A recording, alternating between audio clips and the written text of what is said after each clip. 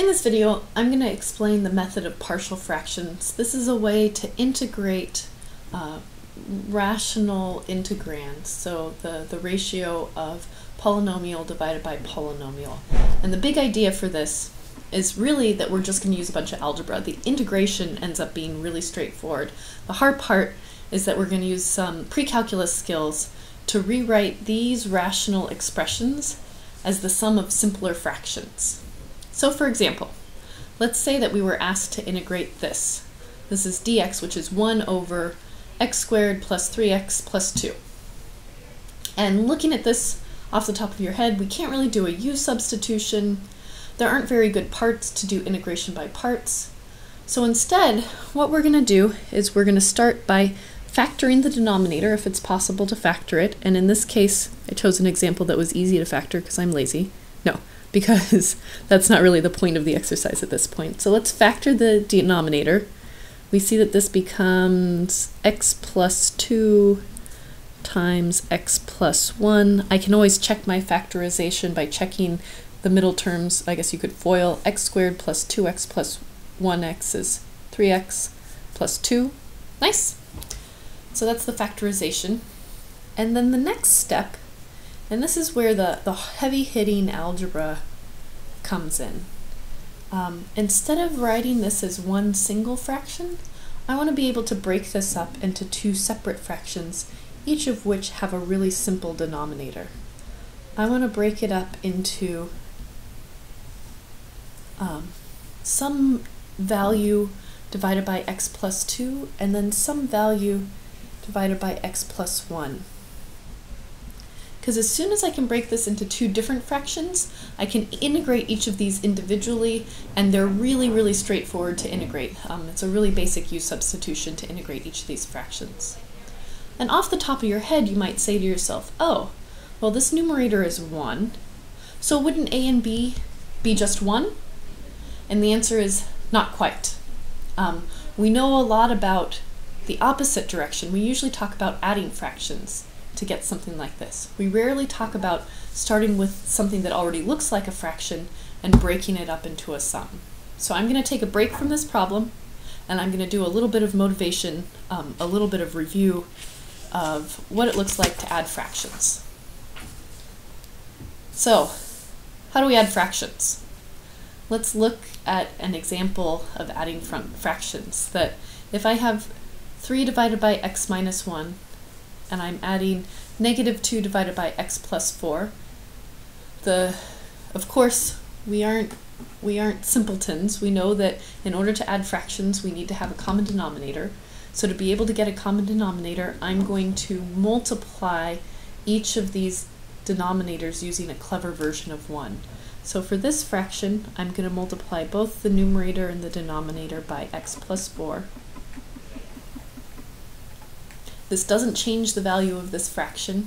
And then over here, I'm going to multiply both the numerator and the denominator by x minus 1.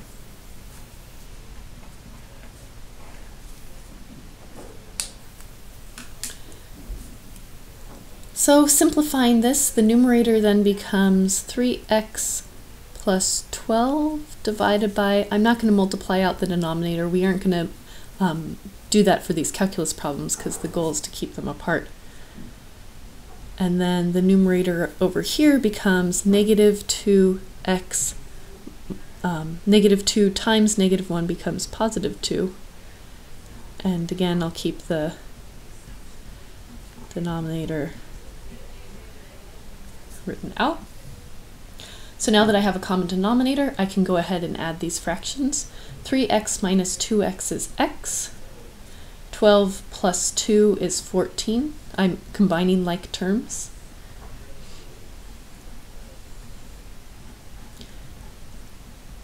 And the denominator stays the same. So how did we add the fractions? We got a common denominator, we multiplied across the top, and we added.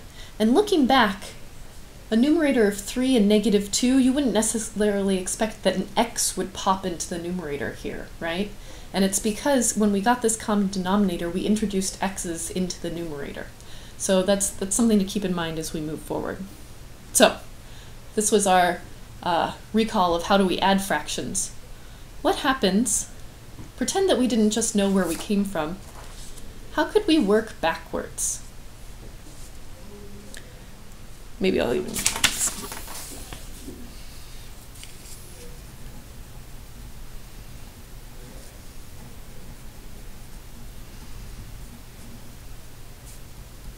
Suppose we were given that solution that we just found, x plus 14 divided by x plus 4 and x minus 1 times x minus 1. And I want to break it up into something that looks like a divided by x minus 1 plus b divided by x plus 4. So assuming we didn't know all the work that we just did, how could I go from here to something that looks like this? I need to find out what this a and what this b numerators are going to be so that this addition of fractions equals the summation over here. So in order to do this, let's leave our variables as a and b, and we're just going to do some algebra. We're going to do the same steps that we did before. I'm going to take this fraction and I'm going to multiply it by a clever version of 1 to get a common denominator, x plus 4 divided by x plus 4. And then over here, I'm going to multiply this fraction by x minus 1 divided by x minus 1. By the distributive property, I get ax plus 4a all divided by x plus 4 times x minus 1, plus over here by the distributive property I get bx minus b in the numerator, and I get x plus 4 times x minus 1 in the denominator. And now we sort of have a system of equations. Well, maybe I'll take it one step further. I'll simplify this. Because I'm adding fractions with common denominators, I can add the numerators, and I'm going to rearrange these terms to be ax plus bx plus 4a minus b all divided by x plus 4 times x minus 1. And one more algebraic step, I'm going to factor out this x. I know that what I'm heading towards, I want to find the a's and b's that work so that this is equal to this, because that's our whole goal, is that we want to be able to rewrite our original fraction in terms of two different fractions. And this is helping me find the values of a and b that will satisfy this. So I'm saying that I want x plus 14 divided by x plus 4 times x minus 1 to be equal to this. And notice, to solve this, I don't actually care what's going on in the denominator. I just want this numerator to match this. Equivalently, that's saying that I want x plus 14 to be equal to ax plus bx plus 4a minus b. When you combine like terms, you can say to yourself, I know that I need my x terms to equal this x, and my non-x terms, my linear terms, to equal 14. So using this expression, I can break it up into two different algebra problems. And I think one of the easier ways to see that is to factor out an x, that a plus b times x has to be the coefficient on x, and 4a minus b has to be equal to the linear term. And I'll highlight that like this, that the coefficient on x has to be equal to the coefficient on x that's over here, and this coefficient is 1. And the linear, and in red, the linear pieces, 4a minus b, have to be equal to the 14. So I get a system of two different equations. The equation is telling me that 1 has to be equal to a plus b. This is my green equation. And I also get that 14 has to be equal to 4a minus b. So I've reduced this problem into a system of equations. I have two equations. I have two unknowns. There are a lot of different ways to solve this. You can do sort of a linear combination by adding the two equations, which is what I'm going to do here. I think that's easiest. You could also, if you wanted to, solve for one of the variables. I could subtract b and then plug that in. Both of those are methods for solving systems of equations. I'm going to do a synthetic addition because I have a positive b and a negative b. When I add these two equations together, I'll get that 15 is equal to 1a plus 4a is 5a's, and then plus b minus b, I get 0 b's. So if 15 is equal to 5a, that means that a is equal to 3. And going back to plug into this value, if a is equal to 3, I can say that, oh, that means that 1 is equal to 3 plus b, so that means that b must be equal to negative 2. What does this mean for our original problem? It means that our original fraction, x plus 14 divided by x plus 4 times x minus 1, can be rewritten as the sum of two fractions, and those fractions are given by, I guess I could cover this up, make it a little clearer because we made this a little messier. Our a divided by x plus 1, the a could be written as a 3, plus b divided by x plus 4, the b turned out to be negative 2. Whoops, that's a little sideways. And that exactly matches the work that we just did previously on how we added fractions. That was the original problem that we saw. 3 divided by x minus 1 plus negative 2 divided by x plus 4 gives us the solution we want. So, why is this helpful? Let's go back to our original integration problem. Here. So we were trying to integrate this integral that was hard to do, and we decided that it would be easier to rewrite it as the sum of two fractions. So let's go through the steps that it takes to rewrite this as the sum of two fractions, and I'm going to do it a little bit faster this time. So we're going to get a common denominator. So this is my scratch. I'm not doing any calculus, I'm not taking any integrals, I'm just rewriting a divided by x plus 2 plus b divided by x plus 1, and I'm going to set that equal to our original fraction. I want to have a numerator of 1 divided by x plus 2 times x plus 1. So let's get a common denominator. That means that a times x plus 1 divided by x plus 2 times x plus 1 plus b times x plus 2 divided by x plus 2 times x plus 1 has to be equal to 1 divided by x plus 2 times x plus 1. I'm no longer going to rewrite this denominator every time because really we only want the numerators to be equal to each other to be able to find out what a and b are going to be. I do the distributive property. I find ax plus a plus bx plus 2b has to be equal to 1. Let's gather our like terms. That means that a plus b times x plus a plus 2b has to be equal to 1. This is a little different than the previous example. In the previous example, we had both an x term and a constant term. In this case, we have an x term on this side, and we have constant terms here and here. I again am going to break this up into a system of equations, but I have to keep in mind that this one is actually the same thing as 1 plus 0 x's. To be able to get these to match as a system of equations, whatever this coefficient on x is needs to be equal to 0. That gives me my system of equations. The green system of equations tells me that a plus b has to be equal to 0 to get a coefficient of 0 on the x.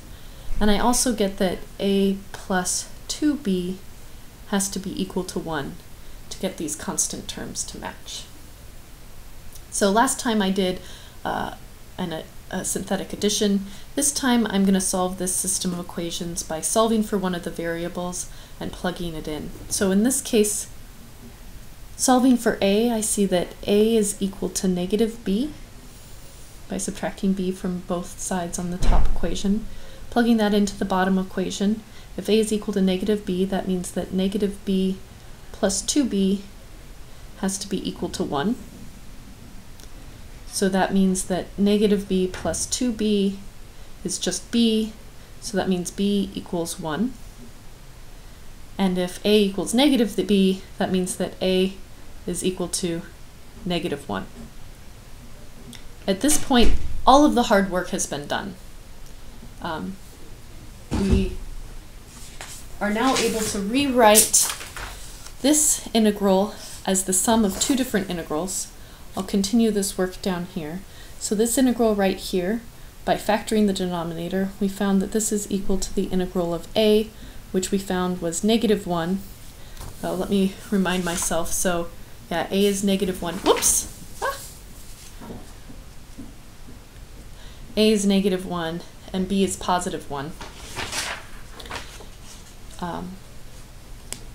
So negative 1 is plus 2, and it's important that they get matched up with the right denominators, plus positive 1 over x plus 1 dx. The cool thing about integration, I can break this up into two separate integrals. I can even take the coefficients out front. This becomes negative integral of x plus 2 plus the integral dx of x plus 1. And like I said, these integrals are now very, very straightforward. We know that the integral, this is what I think to myself, the integral of 1 over x dx is equal to the natural log of the absolute value of x plus c. And really, this u substitution isn't even a u substitution. A u substitution plus this constant term, we don't have to worry about the constant term because it doesn't affect the integral. That this integral ends up being the negative 1 stays out front, the negative of the natural log of the absolute value of x plus 2 plus the natural log of x plus 1 plus c. So there was a lot of hard algebra to get to these two fractions, but once I can rewrite them as fractions with just linear terms in the denominator, I can integrate really easily. Let's see another example of this with a slightly more complicated division problem. So here's an example where the denominator factors into 3 factors.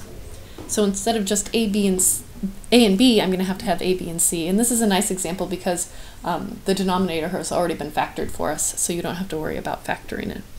So I want to be able to rewrite this integral as a divided by x plus 3 plus b divided by x plus 5 plus c divided by 3x minus 2 dx. So again, as our scratch work, we need to figure out what a, b, and c need to be so that the numerator over here matches the numerators over here when we add the fractions.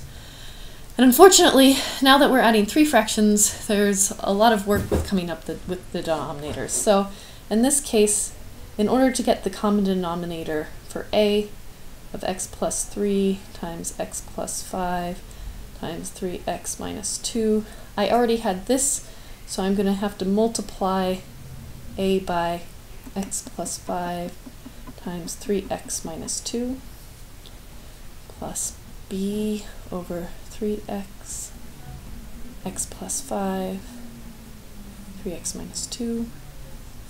So I would have to multiply b by the other two denominators, x plus 3 and 3x minus 2. Finally, I'm going to have to multiply c by the other two denominators as well. So you might be saying to yourself, Carolyn, you're writing a lot of writing, and it's actually not all necessary writing, right? Because we know that we're only going to have to match the numerators in the end. So if I wanted to, I probably could have left off the denominator each of these times. I wanted to add it in because I think that it's valuable for seeing that really for this method, we're just getting common denominators. And we're going to set that equal to our original fraction, x squared plus 3x minus 44, all divided by x plus 3, x plus 5, and 3x minus 2. Whew! So at this point, I'm not going to keep writing these denominators. We don't need the denominators. All we're going to need is the numerators. So simplifying this numerator, you have to do the distributive property to make sure you get all of your terms. This is going to be a times 3x squared plus a times 15x minus 2x is 13x plus a times negative 10. Over here we have b times 3x squared plus 9x minus 2x is 7x times b. And then I have plus b times 3 times negative 2 is negative 6. Finally, I get cx squared plus 8xc plus 15c. And I wasn't very careful about putting my factors in order.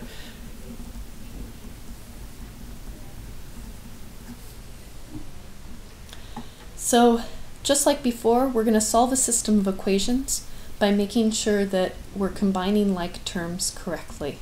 And I can rewrite the order of these, but even without rewriting it, I notice that here's an x squared term, here's an x squared term, and here's an x squared term.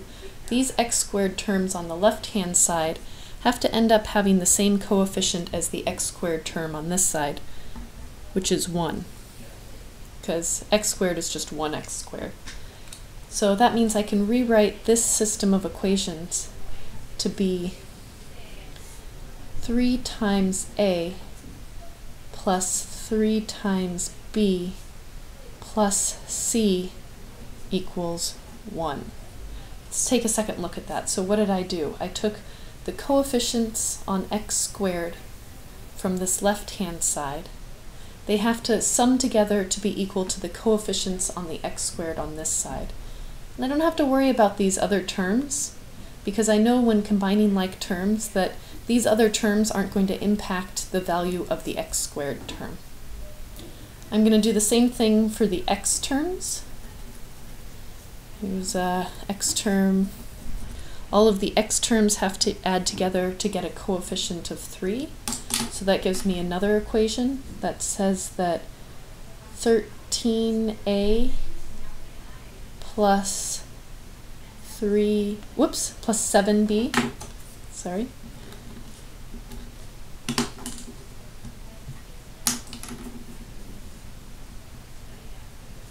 plus 8c has to be equal to the x term, which is the coefficient of 3. I could have kept x's in here, but notice when you divide by the x, they'll all cancel out. And then finally, I lost my green, oh, here's my green pen. Our constant terms all have to add up to be equal to negative 44. So my constant terms are negative 10a minus 6b plus 15c is equal to negative 44. At this point, now we have 3 equations, we have 3 unknowns, and if you wanted to, you could go through a whole bunch of hand mathematics to be able to solve this. So I could solve for c by subtracting these from this side, take your value of c and plug it in.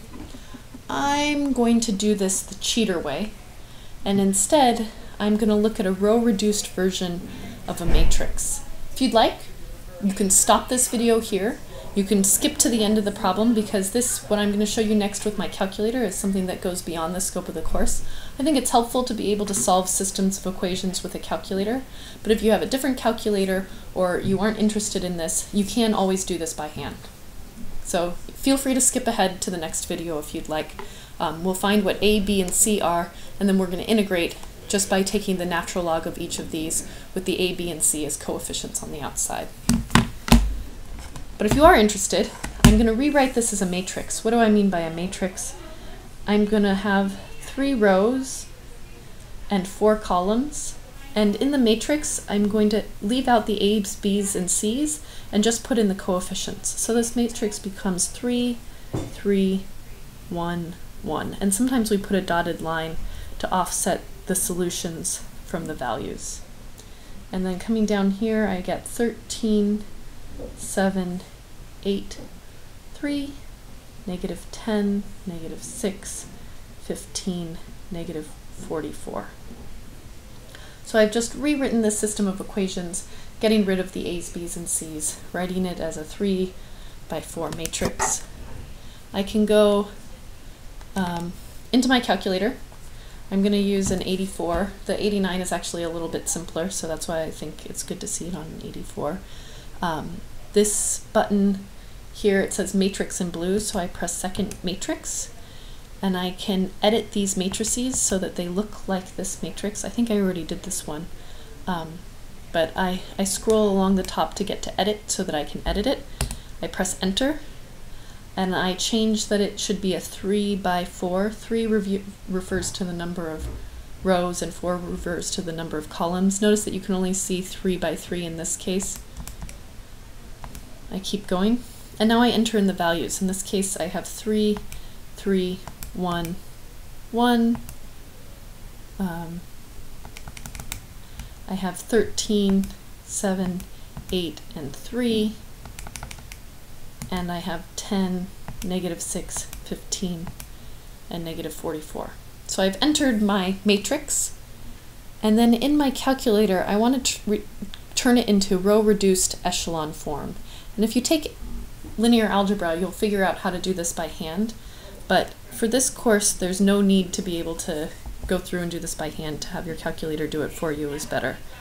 And that'll change all of the first column to 0s and 1s. Where is row-reduced echelon form? I think that I have to just quit this. I'm going to go into my matrix, and I'm going to look at the math operations under matrix.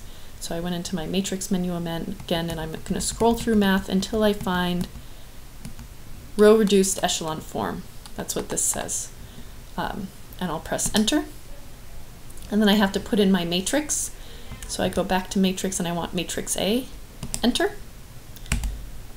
So now the row-reduced echelon form of my matrix, I'll press enter, and it gives me a new matrix. Notice that it only has 0s and 1s on this side, and on the other side of the dashed lines, I get the values of A's, B's, and C's. And for all the examples that we do, it'll look like this. This is maybe a messy looking matrix, but what does this information tell me? This tells me that my first row is 2, and my first row, the one here, was my A, B, and C. So that means that A is equal to 2, B is equal to negative 1, and C is equal to negative 2. All of this calculator work leads us to a really simple set of integration. So knowing this information, now we can rewrite our integral. Instead of having it written like this, I'm going to rewrite it as the integral of 2 divided by x plus 3. I'm taking my a value, whoops, you can't read that. So this was my original integral, and I found out my a value was 2, plus the integral of my b value, which is negative 1, plus my c value, which is negative 2, and each of these should have dx's. So for this final one, I actually am going to need to use a u substitution, and the reason why is that this 3, I have to account for the coefficient in there, so maybe I'll do this. If my u equals x plus 3, my du would just be equal to 1. Well, I have a 1, so that's easy to do. This becomes the integral of 2 over u becomes 2 times the natural log of u, but in this case u is x plus 3. That's my first integral. Here my u is equal to x plus 5, so my du, again, is equal to just 1 dx, which I have.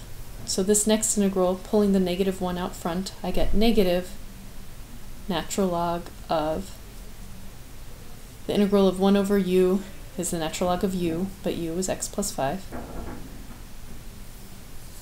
This one is the messy one. If u is equal to 3x minus 2, then du is equal to 3 dx. I don't have a 3 in there, so I'm going to multiply by 3, and I'm also going to multiply by 1/3. So because of this 3 in here on the coefficient, I have to keep track of that 1/3.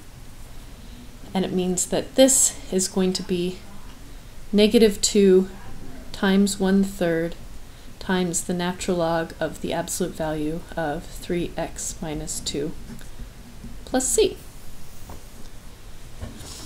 And if I went over that integration a little quickly, send me a question. I think that the integration at this point, we should be masters of u substitutions.